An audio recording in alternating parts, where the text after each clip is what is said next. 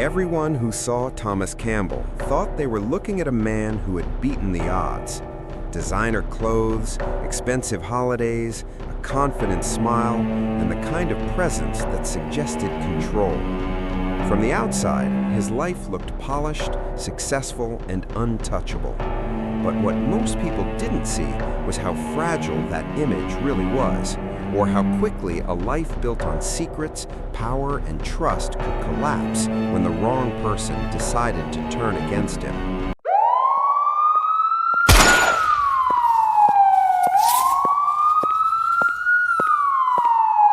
Thomas Campbell's story begins with ambition and risk, shaped by a desire to rise above ordinary limits and live on his own terms.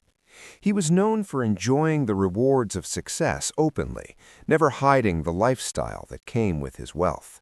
Luxury cars, well-furnished homes, and frequent travel painted a picture of someone who had made it.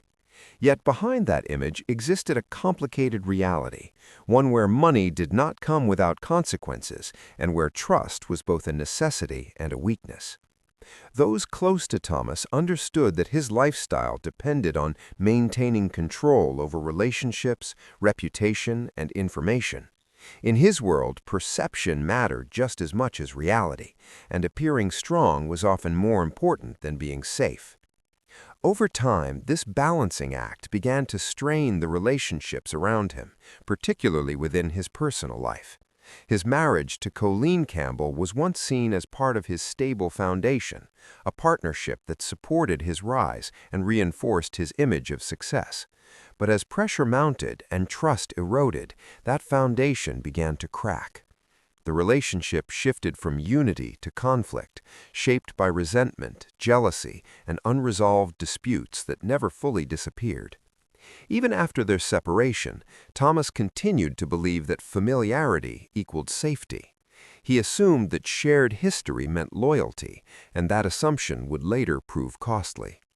While Thomas moved forward with confidence, the emotional distance between him and those closest to him grew wider. Private disagreements, unspoken grudges, and perceived betrayals quietly reshaped the dynamics of his personal world. To outsiders, these changes were invisible. Publicly, Thomas remained composed and self-assured, projecting an image of someone firmly in control. Privately, however, the lines between trust and vulnerability blurred.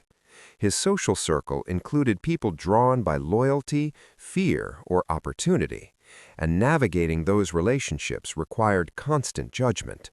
In that environment, even small miscalculations could carry serious consequences. Investigators would later determine that Thomas underestimated the depth of resentment forming around him, particularly from someone he believed no longer posed a threat. His confidence, which had served him well for years, became a blind spot. He failed to recognize how bitterness could evolve into something far more dangerous when mixed with greed and manipulation.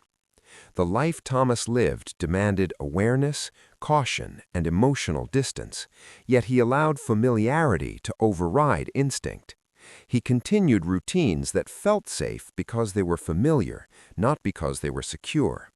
The luxury he enjoyed also created predictability, and predictability, in turn, created exposure. Friends, rivals, and former partners all knew his habits, his movements, and his expectations. Over time, that knowledge became leverage. While Thomas focused on maintaining his status and lifestyle, others focused on what they stood to gain. The tension between appearance and reality grew sharper as financial disputes and personal grievances surfaced. Even so, Thomas believed he could manage the risks as he always had.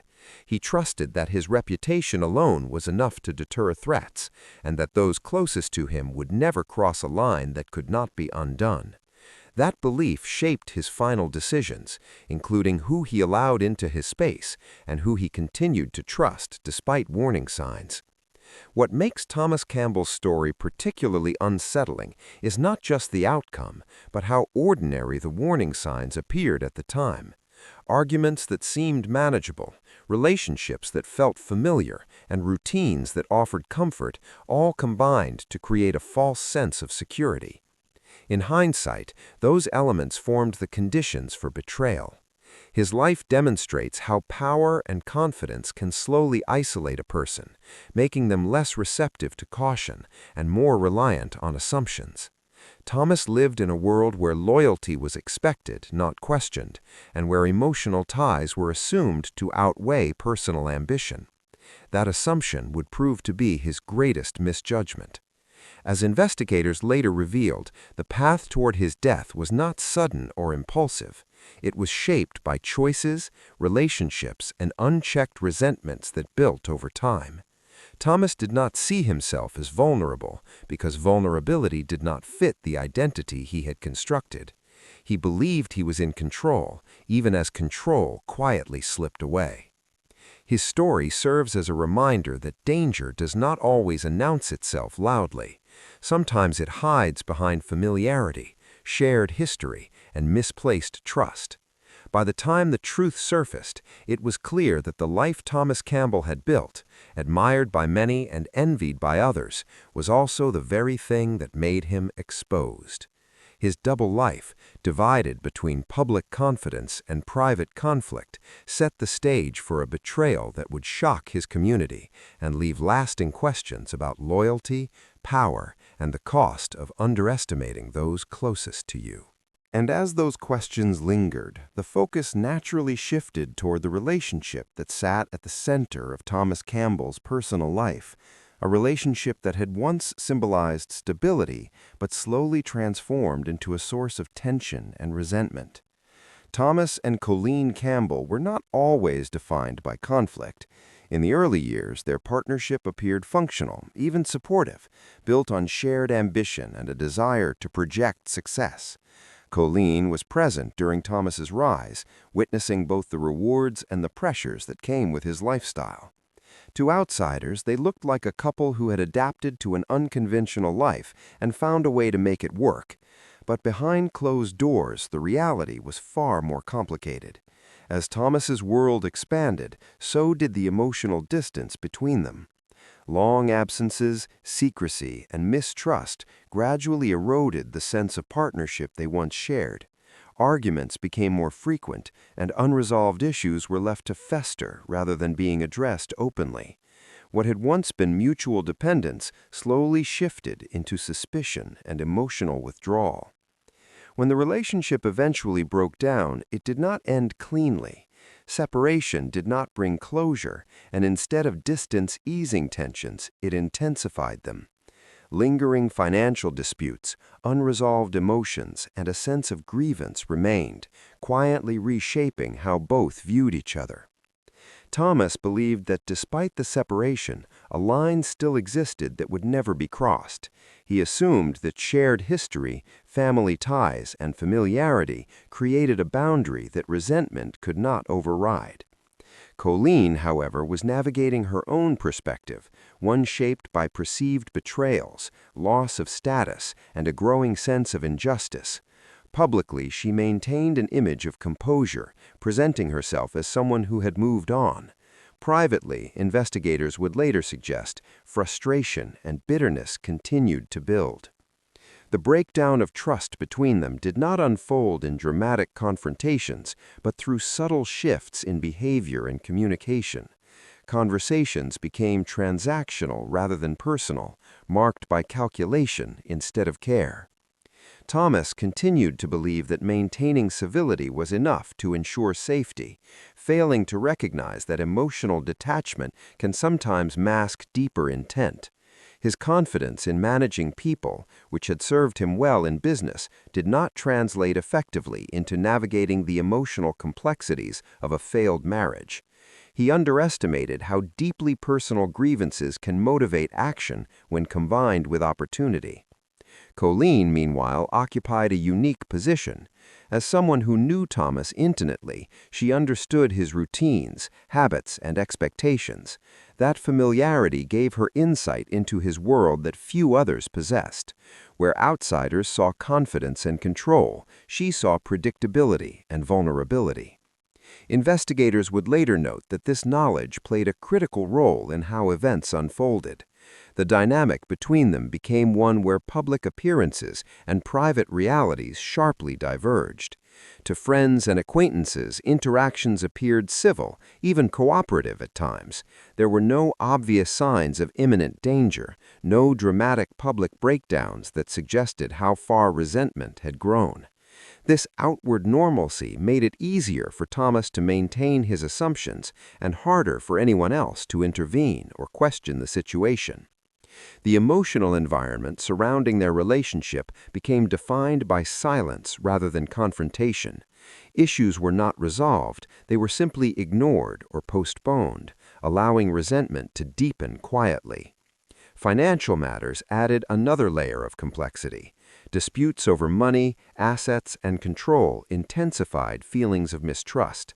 In Thomas's world, financial control was closely tied to authority and respect, and challenges to that control were often taken personally.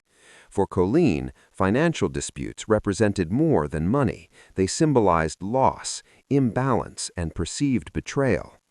Each disagreement reinforced existing grievances, turning what might have been manageable conflicts into enduring sources of anger. Over time, the relationship ceased to be about reconciliation or closure, and instead became a battleground of unresolved emotions and competing interests. What makes this phase of the story particularly unsettling is how ordinary it appeared on the surface. Former partners navigating separation, disagreements over finances, and lingering resentment are not uncommon. Yet within this seemingly familiar situation, the conditions for betrayal were forming. Thomas's belief in his ability to manage risk extended into his personal life, blinding him to the possibility that emotional motives could outweigh rational restraint. He continued to interact with Colleen under the assumption that past loyalty still carried weight, failing to recognize that trust, once broken, does not simply reset with time. Colleen's public behavior further reinforced this false sense of security. She presented herself as cooperative, composed, and detached, giving no indication of the depth of her resentment. This duality between appearance and intent made it difficult for Thomas to reassess the risk she posed. In many ways, familiarity worked against him. The more he relied on shared history as a safeguard, the less he questioned the changing dynamics between them. Investigators would later highlight that betrayal rarely comes from strangers. It often emerges from those who know exactly where to apply pressure. As time passed, the emotional gap between Thomas's perception and reality widened. He focused on maintaining his lifestyle, managing his affairs, and projecting control, while failing to address the emotional undercurrents shaping his personal relationships. Colleen, meanwhile, remained close enough to observe, plan, and wait. The imbalance between his confidence and her resentment created a dangerous dynamic, one where trust existed on one side and calculation on the other. This period of strained coexistence laid the groundwork for everything that followed. It demonstrated how personal relationships, when left unresolved, can evolve into something far more consequential than disagreement. The breakdown of Thomas and Colleen's marriage was not just a private matter. It became a critical factor in the events that would later shock investigators and the wider community. Their story serves as a reminder that betrayal often grows slowly, nurtured by silence, familiarity, and unresolved emotion. By the time the true extent of that betrayal became clear, the assumptions Thomas had relied upon for years had already sealed his fate, turning a relationship once built on partnership into the most significant threat he failed to see coming. And with that foundation of mistrust and unresolved resentment firmly in place, events moved into the phase that would ultimately draw the attention of investigators and change everything.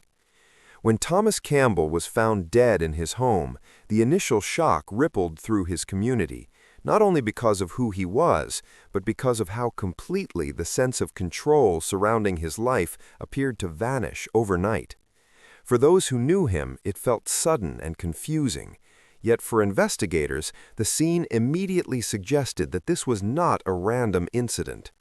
From the earliest moments, police focused on reconstructing timelines, movements, and interactions in the hours leading up to his death, approaching the case methodically and without assumptions. Rather than relying on emotion or reputation, they concentrated on facts: who had access, who knew his routines, and who stood to gain from his absence. The home itself became a silent record of recent activity, offering clues through what was present, what was missing, and what appeared out of place. Investigators carefully documented everything, aware that even small details could later become critical in understanding how the attack unfolded. Importantly, they avoided speculation, choosing instead to let evidence guide the direction of the inquiry. In the early stages, attention naturally turned toward Thomas's lifestyle and known associations. His involvement in criminal networks meant that multiple potential motives existed, ranging from financial disputes to personal conflicts. However, as officers began mapping out recent communications and movements, a clearer picture started to form. The timeline revealed that Thomas had followed familiar routines, ones shaped by habit and a belief in safety within his own space. This predictability became a central focus, suggesting that whoever was responsible had knowledge of his schedule and environment. As investigators widened their scope, they examined phone records, messages, and digital data, carefully piecing together who had been in contact with Thomas in the days leading up to his death. Patterns emerged that pointed away from spontaneous action and toward planning. This was not an impulsive act carried out by chance. It appeared to be deliberate, with timing that suggested coordination. Surveillance footage from nearby areas was reviewed, not for dramatic revelations, but for subtle movements and confirmations of presence. Each piece of information added depth to the emerging narrative, slowly narrowing the field of suspects. Meanwhile, public reaction was intense. Media coverage amplified speculation, with headlines focusing on Thomas's background and the apparent contrast between his lifestyle and his death. Despite this pressure, investigators remained cautious, mindful of separating verified facts from rumor. They understood that public narratives could distort reality and complicate the pursuit of truth. Their focus remained in establishing a clear sequence of events supported by evidence, rather than feeding into sensationalism. As the investigation progressed, inconsistencies began to surface in statements provided by those closest to Thomas. These inconsistencies were not immediately dramatic, they were subtle shifts in wording, timelines that didn't quite align, and details that changed under scrutiny. Such discrepancies often indicate stress or deception, and investigators noted them carefully, revisiting interviews and comparing accounts against objective data. One of the most significant aspects of this phase was how calmly the investigation unfolded. Rather than dramatic confrontations, progress came through patience, cross-referencing information, and methodical analysis. This approach allowed investigators to identify connections that might have been missed in a more rushed inquiry. They examined financial records, property arrangements, and recent disputes, identifying potential motives rooted not only in criminal activity but also in personal relationships. The picture that emerged suggested that the attack was the result of intersecting factors rather than a single cause. As evidence accumulated, the focus shifted toward understanding who had both motive and opportunity. Knowledge of Thomas's routines, access to his environment, and awareness of his vulnerabilities became critical criteria. This narrowed the field considerably. Investigators began to see that the most significant leads did not come from distant rivals or unknown enemies, but from within Thomas's own circle. This realization reframed the case, transforming it from an external threat scenario into one rooted in personal betrayal. Throughout this period, the investigation remained grounded in procedure and restraint. There were no public accusations or rushed conclusions. Each step was designed to withstand scrutiny in court, emphasizing accuracy over speed. This careful approach ensured that when conclusions were eventually reached, they would be supported by a robust body of evidence. The immediate aftermath of Thomas's death also had a profound effect on those around him. Friends and associates were forced to confront the reality that familiarity and proximity did not guarantee safety. The case challenged assumptions about loyalty and trust, highlighting how easily those assumptions can be exploited. For investigators, this reinforced the importance of examining personal relationships as closely as criminal histories. By the end of this phase, the investigation had moved beyond shock and uncertainty into clarity. The timeline was clearer, the pool of suspects more focused, and the nature of the attack better understood. What initially appeared chaotic began to make sense as evidence aligned. This stage marked a turning point where the case transitioned from open-ended inquiry to a targeted investigation driven by concrete findings. It set the stage for deeper examination of deception, coordination, and the roles individuals played behind the scenes. The night of the attack, once shrouded in confusion, became a structured sequence of events shaped by planning rather than chance.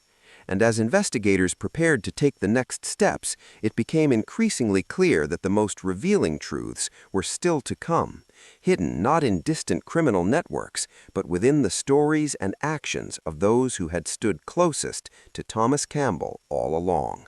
And as that realization took hold, investigators shifted their attention from reconstructing events to testing the credibility of the people involved, knowing that complex cases are often solved not by a single piece of evidence, but by exposing contradictions that cannot coexist. The investigation entered a phase where words mattered as much as actions.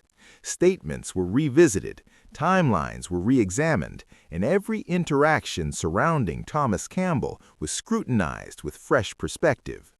What had once seemed like grief, confusion, or shock began to reveal subtle inconsistencies when placed alongside verified data. Investigators compared interviews line by line, looking for changes in tone, emphasis, and detail. Small discrepancies that might appear insignificant in isolation took on greater meaning when viewed collectively. This process was slow and deliberate, designed to separate emotional reactions from calculated misdirection. One of the most striking elements of this phase was the contrast between public presentation and private reality. Certain individuals presented themselves as cooperative, distressed, and transparent, yet behind that facade, digital evidence told a different story. Phone records, message histories, and location data began to outline a parallel narrative, one that did not always align with spoken accounts. Investigators relied heavily on this objective evidence, knowing that technology often captures truth where memory and intention fail. Messages exchanged before and after Thomas's death were examined not just for content, but for timing, frequency, and deletion patterns. Silence at critical moments proved just as revealing as communication. As this digital trail expanded, it highlighted coordination rather than coincidence. The investigation revealed that certain actions appeared planned, measured, and deliberately concealed. This did not emerge through dramatic revelations, but through the steady accumulation of facts that pointed in the same direction. Investigators noted how explanations evolved when individuals were confronted with new information. Details previously omitted suddenly surfaced, while other claims quietly dissolved under verification.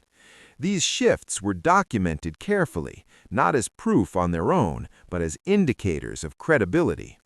Throughout this stage, law enforcement remained focused on building a case that could withstand legal scrutiny. Every conclusion had to be supported by evidence, every inference grounded in fact. This discipline prevented the investigation from being derailed by speculation or public pressure.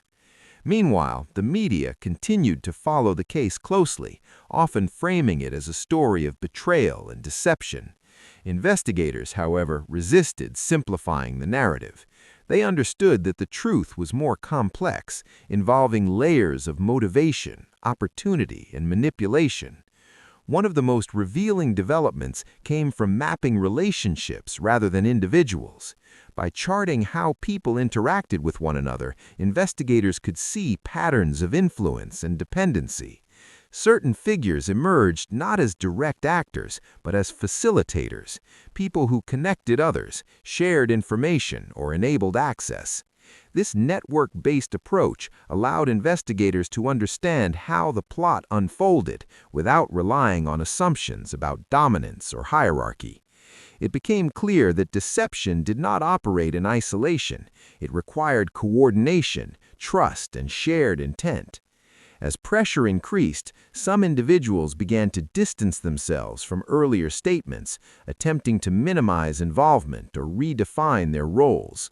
These efforts often backfired, drawing further attention to their actions. Investigators used corroboration to test every claim, cross-referencing testimony with independent evidence. Where stories conflicted, facts became the deciding factor. This methodical approach gradually stripped away layers of misdirection, revealing a clearer picture of what had happened and who was responsible. Another critical element of this phase was the psychological dimension. Investigators recognized that deception often relies on confidence and familiarity. People who believe they are trusted are more likely to underestimate scrutiny. This dynamic played a significant role in how information was initially presented and later revised. As interviews progressed, the emotional strain of maintaining false narratives became evident. Hesitations, contradictions, and defensive responses provided further insight into intent. While none of these elements alone proved guilt, together they painted a compelling picture.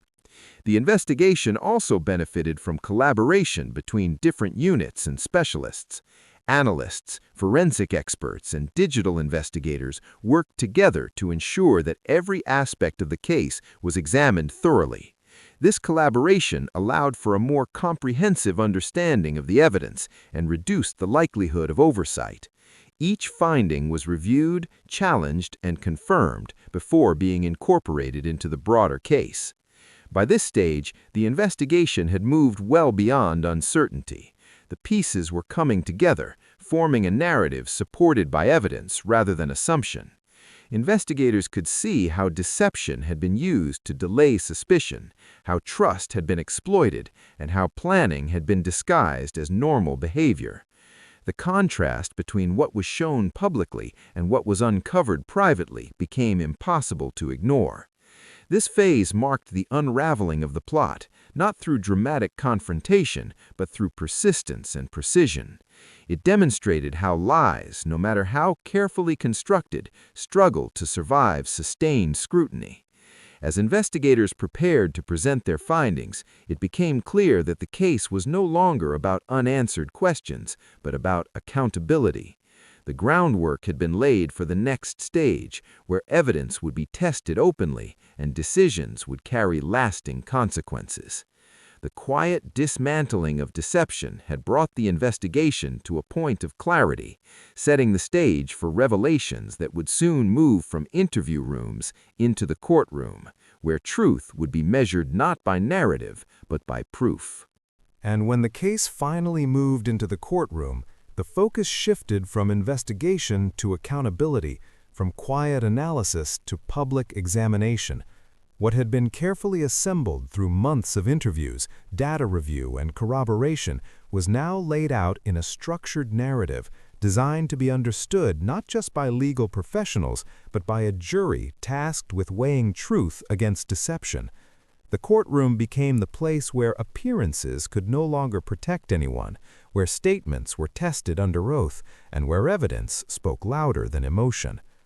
Prosecutors presented the case step by step, not as a sensational story, but as a logical sequence of decisions and actions that led to an irreversible outcome.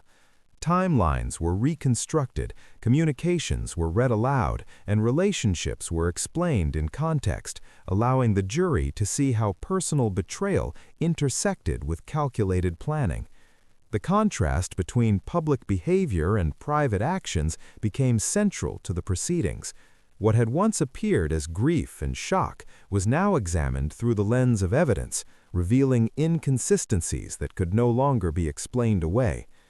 Defense arguments focused on doubt, interpretation, and alternative explanations, emphasizing the complexity of relationships and the absence of direct physical involvement. The courtroom environment underscored a critical reality of such cases. Responsibility is not always defined by who carries out an act, but by who enables, directs, or facilitates it. As witnesses took the stand, their testimonies added human texture to the evidence. Friends, associates, and professionals described Thomas Campbell's lifestyle, routines, and relationships, painting a picture of a man whose confidence masked vulnerability. These accounts reinforced how familiarity and trust played a role in what unfolded, and how emotional dynamics can shape decisions with lasting consequences. The prosecution carefully avoided emotional excess, focusing instead on clarity and consistency. Each piece of evidence was tied back to motive, opportunity, and intent, ensuring that the narrative remained grounded in fact rather than speculation. As the trial progressed, the weight of cumulative evidence became increasingly difficult to ignore. Messages, call logs, and behavioral patterns aligned in ways that supported the prosecution's case. The jury was asked not to judge character in isolation, but to consider actions within their broader context.